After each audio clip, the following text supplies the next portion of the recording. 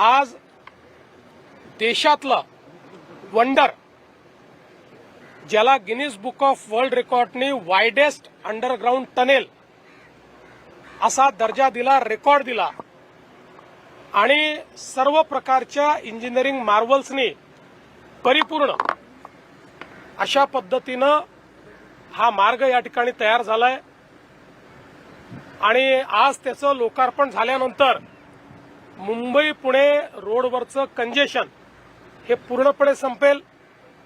अर्ध्या तासाने अंतर कमी होईल, 10 किलोमीटरने अंतर कमी होईल आणि आपला जो मुंबई पुणे क्वांटम कॉरिडॉर आहे, टेक्नॉलॉजी कॉरिडॉर आहे, हा कॉरिडॉर करण्याकरता त्याचा एक मोठा फायदा होणार आहे.